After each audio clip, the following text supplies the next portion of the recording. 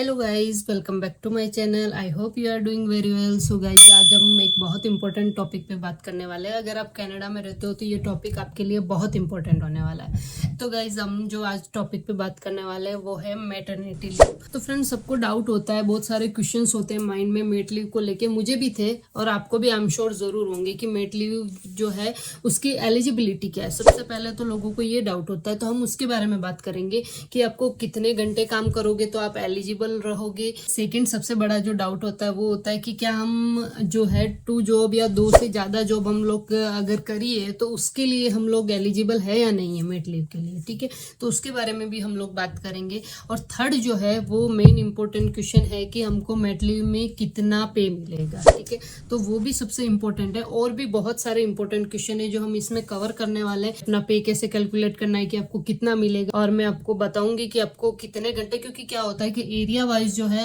अलग अलग आवर्स होते हैं तो वो आपको कंप्लीट करने होते हैं। सबके मन में ये है कि 600 आवर्स पूरे करने होते हैं, बट ऐसा नहीं है। इस वजह से बहुत सारे लोगों जो है वो मेट लीव के लिए एलिजिबल ही नहीं हो पाते हैं। बाद में उनको पता चलता है कि हम एलिजिबल ही नहीं है उसके लिए। तो आप इस वीडियो में बने रहिए, मैं आपको सारे क्वेश्चन आपके क्लियर करूंगी। हो सकता है थोड़ा सा ये वीडियो बड़ा हो जाए मेरे को सारा एक्सप्लेन करने में, लेकिन आपके लिए ये जरूर इंफॉर्मेटिव होगा। को मेट लीव के लिए कोई भी दूसरा वीडियो देखने की जरूरत नहीं पड़ेगी अगर एक बार आप ये वीडियो देख लेंगे तो। अगर आप मेरे चैनल पे नए हो तो मेरे चैनल को सब्सक्राइब कर दो, तो आपको और भी बहुत सारे इन्फॉर्मेटिव वीडियोस देखने को मिलेगी। और लाइक जरूर कर देना लास्ट में अगर आपको मेरी इन्फॉर्मेशन पसंद आए तो चलिए स्टार्ट करते हैं। तो सबसे पहला जो क्वेश्चन आता है कि सबसे पहले जो है एलिजिबिलिटी क्या है। ठीक है, मेट लीव के लिए आप एलिजिबल है या नहीं है। तो उसके लिए सबसे पहले आपको जो है घंटे पूरे करने होते हैं, यानी कि आवर्स पूरे करने होते हैं। तो अब सबको डाउट ये है कि हम इधर उधर सबसे पूछते हैं कि कितने आवर्स होने चाहिए, है ना। तो सब लोग ऐसे बोलते हैं कि 600 आवर्स पूरे होने चाहिए इन 52 वीक्स, यानी कि आप जब से अप्लाई कर रहे हो उससे पहले जो है 52 वीक में आपको 600 आवर पूरे करने हैं। लेकिन ये एरिया वाइज जो है इन लोगों ने अलग अलग जो है आवर्स डिसाइड किए हुए हैं कि आपको जैसे जिस एरिया में आप रह रहे हो उस एरिया में कितने आवर से उतने आवर आपको कंप्लीट करने होंगे। तो ये जो है वो मैं आपको दिखा देती हूँ स्क्रीन पे कि आपको जो है एरिया वाइज आपको कैसे देखना है कि कितने आवर्स हमको पूरे करने हैं। गूगल पे जाना है और यहाँ पे जो है टाइप करना है canada.ca की जो ऑफिशियल वेबसाइट है उस पे चले जाना है। और फिर आपको जो है मेन्यू में जाना है, फिर आपको बेनिफिट्स पे क्लिक करना है। देन बेनिफिट में आपको employment insurance benefits and leave पे क्लिक करना है। उसके बाद यहाँ पे जो है आपको मैटरनिटी एंड पेरेंटल बेनिफिट पे क्लिक करना है। और यहाँ से आप पढ़ सकते हो, सारे जो है आपको दे रखे हैं, लेकिन मैं आपको बता रही हूँ कि आपको जो है कितने आवर्स आपकी एरिया के अकॉर्डिंग आपको कितने आवर्स काम करना पड़ेगा। तो आपको नेक्स्ट पे क्लिक करना है। देन आपको जो है ये सारी जो है एलिजिबिलिटी आप पढ़ सकते हो। फिर नेक्स्ट नेक्स्ट पे क्लिक करना है। आपको यहाँ पे लिखा हुआ है find your economic region estimate your benefits में। ठीक है, तो यहाँ पे क्लिक करना है। देन आपको जो है यहाँ पे लिस्ट आ जाएगी। तो आपको यहाँ पे जो है आपके प्रोविंस और आपके एरिया के नाम दे रखे हैं, तो आपको देख लेना है कि आप कौन से एरिया से बिलोंग कर रहे हो, कहाँ पे रह रहे हो, और उसके अकॉर्डिंग आपको देखना है। ठीक है, अब जैसे कि मैं आपको दिखा देती हूँ कि जैसे कि कोई ओंटारियो में रह रहा है और मान लो कि टोरंटो में रह रहा है। ठीक है, तो टोरंटो में जो है वो 65 आवर, ये आपको दिख रहा होगा ना, 65 आवर जो है आपको कंप्लीट करने होंगे, तभी आप जो है लीव अप्लाई कर सकते। क्योंकि कभी कभी किसी किसी एरिया में ऐसा है कि 600 से अबव आवर्स चाहिए और लोग जो है 600 आवर करके सोचते हैं कि हम लोग जो है एलिजिबल हो जाएंगे, और जब अप्लाई करते हैं तो फिर उनका जो मेट लीव है वो अप्रूव नहीं होती है, राइट। और बहुत सारे एरिया ऐसे भी है जहाँ 600 से लेस आवर में भी अप्रूव हो जाता है। तो आपको जिस एरिया में आप रह रहे हो वहाँ का जो है वो आप आवर्स देख लो। सो अब नेक्स्ट क्वेश्चन होता है कि आपको जो है मैटरनिटी लीव मिलती कितनी है। 17 वीक की मैटरनिटी लीव मिलेगी और 35 वीक्स की जो है वो पेरेंटल लीव मिलेगी, यानी कि टोटल आपको 52 वीक्स मिलेंगे, यानी कि 1 ईयर की आपको लीव मिलेगी। ठीक है, और अगर आपको एक्सटेंड करानी है ये लीव के मेरे को ज्यादा चाहिए, आप एक्सटेंडेड लीव ले सकते हैं। वहीं पे आपको ऑप्शन मिलेगा एक्सटेंडेड लीव का और सेकंड एक्सटेंडेड लीव का। तो आपको जो आपको ठीक लगता है वो आप अप्लाई कर सकते हैं, लेकिन जब आप फॉर्म फिल कर रहे हैं तभी आपको सेलेक्ट करना होगा कि आपको कौन सी लीव चाहिए, आप बाद में चेंज नहीं कर सकते। और जो है आप स्टैंडर्ड लीव लेते हो तो आपको जो है वो पे कितना मिलेगा, तो पे जो है आपको 55% पे मिलेगा। और अगर आप एक्सटेंडेड लीव लेते हो तो आपको 33% मिलेगा। ठीक है, अभी कैसे कैलकुलेट होगा, कितना पे मिलेगा, ये सब जो है हम आगे डिस्कस करेंगे डिटेल में। फिर क्वेश्चन ये भी आता है कि हमने जैसे जॉब छोड़ दिया ना, तो जॉब छोड़ने के बाद कितने टाइम के अंदर आपको अप्लाई करनी होती है। तो जॉब छोड़ने के बाद आपको एटलीस्ट 1 मंथ यानी कि 4 वीक के अंदर अंदर आपको अप्लाई करनी होती है। अगर आपने जॉब आज छोड़ दी और आपने 4 वीक के अंदर अंदर आपने अप्लाई नहीं किया है मेट लीव के लिए, तो भी आप एलिजिबल नहीं रहेंगे। नेक्स्ट जो है, सबको ये डाउट होता है कि हमको कितना पे मिलेगा, तो ये जो है वो हम डिस्कस करते हैं डिटेल में। ठीक है, तो जो मैंने आपको बताया, आपकी इनकम का 55% आपको मिलेगा अगर आप स्टैंडर्ड मेट लीव लेते हैं। अगर आप एक्सटेंडेड लेते हैं तो 33% मिलेगा। ठीक है, तो अब हम लोग देखते हैं कि ये लोग जो है वो पे को कैसे कैलकुलेट करते हैं। ठीक है, कितना पे आएगा। फिर लोगों को ये भी डाउट होता है कि है ना, जो हमको पे जो मिलेगा वो टैक्स कट के मिलेगा या विदाउट टैक्स काटे मिलेगा। तो गाइस जो है, विदाउट टैक्स काटे जो आपकी सैलरी बन रही होगी उसका 55% आपको देंगे। सबको ये पता होता है कि 55% मिलेगा, लेकिन ठीक है, लेकिन 55% किसका मिलेगा। तो 55% जो है आपके जो हाईएस्ट पेड वीक होंगे उनका जो है एवरेज निकाल के उसका 55% वो आपको देंगे। ठीक है, हाईएस्ट पेड वीक, उसमें आपको जैसे अगर मान लो किसी वीक में आपको बोनस मिला है, राइट, या किसी में आपको टिप मिली है, तो उस वीक का जो है वो पेमेंट आपका हाई होगा, है ना। तो ऐसे जो है वो हाईएस्ट वीक्स, ये लोग कुछ नंबर ऑफ वीक्स सेलेक्ट करते हैं, देन जो है उसका एवरेज निकाल के फिर उसका 55% देते हैं। ठीक, और जो नंबर ऑफ वीक्स होते हैं कि ये लोग कितने नंबर ऑफ वीक्स लेते हैं, ये एरिया वाइज डिसाइड होता है। किसी एरिया में जैसे 21 वीक का निकालते हैं, किसी एरिया में 22 वीक का निकालेंगे, किसी में 20 वीक्स का निकालेंगे।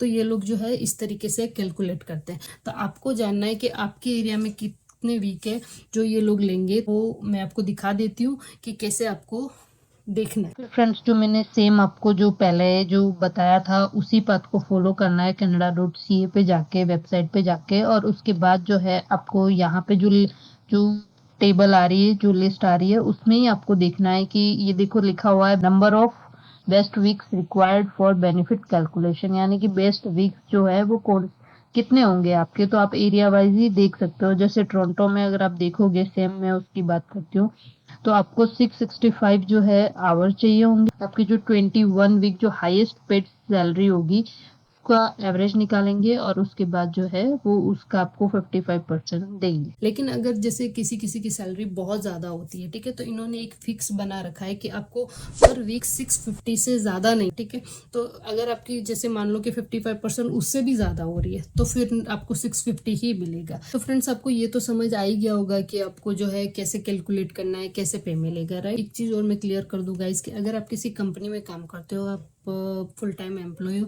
तो आप अपनी कंपनी से जो है वो ये पता कर लेना कि क्या कंपनी आपको टॉपअप देती है, क्योंकि बहुत सारी कंपनीज होती है वो टॉपअप देती है। टॉपअप का मतलब ये होता है कि जैसे 55% जो है आपको गवर्नमेंट से मिल रहा है, लेकिन जो है कुछ परसेंट होता है वो आपको फर्स्ट 3 मंथ जो है, 3 मंथ 4 मंथ जो है, सब कंपनी का अलग अलग होता है। तो जो फर्स्ट 3 मंथ जो है वो आपको कुछ परसेंट होता है वो कंपनी देती है आपको। किसी कंपनी का 25% होता है, किसी कंपनी का 30% होता है, यानी कि 55 प्लस 30 यानी कि आपको 85% आपको पैसा मिल जाएगा। ठीक है, तो ये आप अपनी कंपनी से, अपने एम्प्लॉयर से पता कर लें कि क्या वो टॉपअप देते हैं। बहुत सारी कंपनीज नहीं देती है, बहुत सारी कंपनीज देती है, तो आप ये अपनी कंपनी से पता कर लें। फिर नेक्स्ट क्वेश्चन गाइज लोगों का ये भी होता है कि क्या मेट लीव और पेरेंटल लीव हमको अलग अलग अप्लाई करनी होती है। तो नहीं, आपको मेट लीव और पेरेंटल लीव एक ही साथ अप्लाई करनी होगी। जब आप फॉर्म फिल करेंगे तो आपको वहाँ पे ऑप्शन मिलेगा कि आपको मेट लीव अलग से अप्लाई करनी है या फिर दोनों साथ में करनी है, तो आप दोनों साथ में कर देना। तो ऑटोमेटिक जब आपकी मेट लीव कंप्लीट हो जाएगी तो उसके बाद पेरेंटल लीव स्टार्ट हो जाएगी। नेक्स्ट जो बात आती है फ्रेंड्स की डॉक्यूमेंट क्या क्या चाहिए मेट लीव अप्लाई करने के लिए। ठीक है, तो हम डॉक्यूमेंट की बात कर लेते हैं। तो डॉक्यूमेंट इतने कुछ खास नहीं चाहिए। सबसे पहले तो आप जब फॉर्म फिल करने जाओगे तो आपकी पर्सनल इन्फॉर्मेशन पूछेंगे, तो वो आपको डाल देनी है। देन आपको जो डॉक्यूमेंट में चाहिए वो आपको जो कनाडा का स्टेटस चाहिए, चाहे आप वर्क परमिट पे हो, आप पीआर हो, आप सिटीजन हो, व्हाटएवर, तो आपको जो है वो आपका जो है स्टेटस दिखाना होगा, तो वो डॉक्यूमेंट चाहिए। नेक्स्ट जो आपको चाहिए वो चाहिए सिन नंबर चाहिए होंगे। नेक्स्ट वो जो है बैंक डिटेल मांगेंगे। देन आपका आरओई चाहिए। मेन इंपॉर्टेंट जो होता है वो आरओई होता है। आरओई यानी कि रिकॉर्ड ऑफ एम्प्लॉयमेंट। ठीक है, जो जहाँ पे भी आपने काम किया है वो कंपनी आपको आरओई प्रोवाइड करेगी, देन आप मैटरनिटी लीव लीव अप्लाई करेंगे, ठीक है। तो आरओई से ही आपको उनको पता चलेगा कि आपने कितने घंटे काम किया है, कितना पे देना है आपको, ठीक है।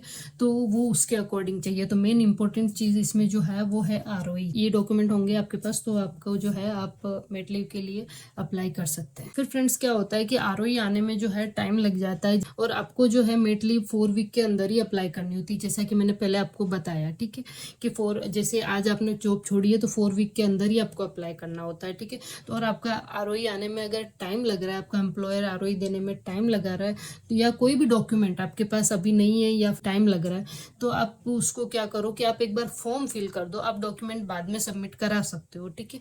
तो ऐसा नहीं कि आप डॉक्यूमेंट के लिए फॉर्म फिल ना करें, ठीक है। तो आप एक बार एप्लीकेशन फिल कर दो, देन उसके बाद जो है डॉक्यूमेंट आप बाद में भी सबमिट करा सकते हैं। आप डॉक्यूमेंट बाद में कैसे सबमिट करेंगे, आप उनको ईमेल कर सकते हैं या फिर जो है आप सर्विस कनाडा जाके आप डॉक्यूमेंट सबमिट करा सकते हैं, ठीक है।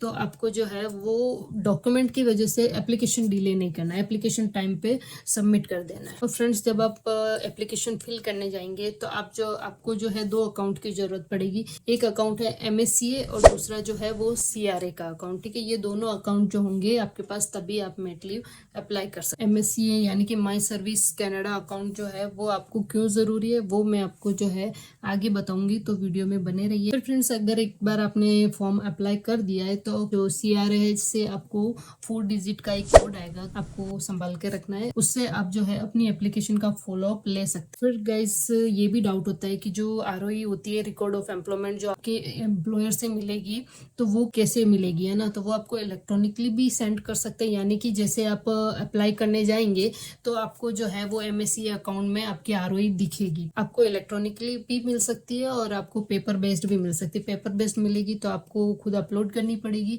और अगर इलेक्ट्रॉनिकली वो लोग भेजते हैं तो वो डायरेक्ट जो है आपके पास MSCA अकाउंट होगा तो वहाँ पे शो हो जाएगी, ठीक है। फिर फ्रेंड्स नेक्स्ट क्वेश्चन ये भी आता है कि पेमेंट स्टार्ट कब होती है ना अप्लाई करने के बाद। तो गाइज पेमेंट जो है वहाँ पे जनरली ये लिखा होता है कि 28 डेज के आफ्टर आपकी जो है चालू हो जाएगी, यानी कि अगर आपका एप्लीकेशन अप्रूव हो जाता है तो 28 डेज के बाद आपकी स्टार्ट हो जाती है।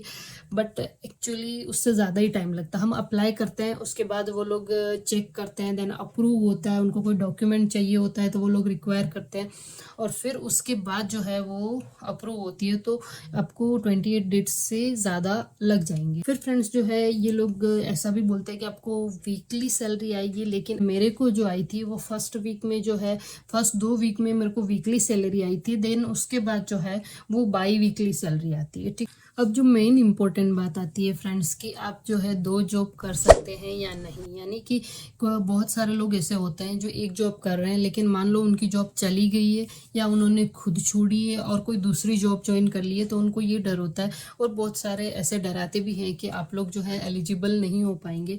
तो ऐसा नहीं है, आपने लास्ट 52 वीक्स में आप कितनी भी जॉब कर सकते हो, डजेंट मैटर। आपने चाहे 1 जॉब करी, 2 करी या 2 से ज़्यादा करी है, फिर भी आप एलिजिबल हैं। अगर आपकी जो उन्होंने जितने आवर्स रिक्वायर किए, अगर उतने आवर्स आप मीट कर जाते हैं, उतने आवर्स आपके हो जाते हैं, तो आप जो है एलिजिबल है। यानी कि आपको 52 वीक में आप जितनी भी जगह पे काम किया उन सबको मिला के आपके उतने आवर्स होने चाहिए। आपको बस उनको क्या करना होता है कि जितनी भी जगह पे आपने काम किया उन सब की जो है वो आपको आरओई चाहिए होती है, यानी कि रिकॉर्ड ऑफ एम्प्लॉयमेंट चाहिए होता है। जैसे कि किसी ने लास्ट 52 वीक में जो है 2 या 3 जगह पे जॉब करी होती है, और वो एम्प्लॉयर जब आप उससे आरओई मांगते हो तो वो पुराना एम्प्लॉय होता है, तो हो सकता है वो नहीं दे, है ना, आपको आरओई। तो MSCA अकाउंट जो है वो इसी लिए बनाते हैं कि उसमें जो है आपकी जो पुरानी जो आरओई होगी वो भी वहाँ पे शो होगी, तो आप वहाँ से आप ले सकते हैं। फिर MSCA अकाउंट जो है वो एक और भी काम आता है कि जैसे कि आपका पेमेंट आया है, ठीक है, यानी कि मेट लीव में आपका जो भी पेमेंट आएगा, कितना आया है, कितने टाइम का आ चुका है, अब कितना बाकी है, ठीक है, आपकी जो पे की जो भी डिटेल होगी वो जो है MSCA अकाउंट में दिखाएगी। तो आपके पास MSCA अकाउंट होगा तो आपको जो है आरओई के लिए किसी को बोलने की जरूरत नहीं है। आपको जो आरओई चाहिए होगी वो जहाँ पे आप करंटली काम कर रहे हो वहाँ आपको बोलना पड़ेगा एम्प्लॉयर को कि आप जो है आरओई इलेक्ट्रॉनिकली भेजेंगे तो वो MSCA अकाउंट में ऑटोमेटिकली शो हो जाएगी। अगर वो आपको पेपर बेस्ड देते हैं तो आपको जो है वो अपलोड करनी पड़ेगी, ठीक है। तो गाइज आई होप आपको जो है सारे मेट लीव से रिलेटेड सारे क्वेश्चन के आंसर आपको मिल गए होंगे। अगर आपको फिर भी कोई डाउट है तो आप नीचे कमेंट में अपने क्वेश्चंस डाल सकते हैं, तो मैं 24 आवर में आपको आंसर देने की कोशिश करूंगी। और अगर गाइज आपको ये वीडियो अच्छा लगा है तो प्लीज़ लाइक कर दीजिए और मेरे चैनल को सब्सक्राइब कर दीजिए। लाइक करने से जो है ज़्यादा से ज़्यादा लोगों के पास इन्फॉर्मेशन मिलेगी और एक ही वीडियो में जो है आपको सारी इन्फॉर्मेशन मिल जाएगी।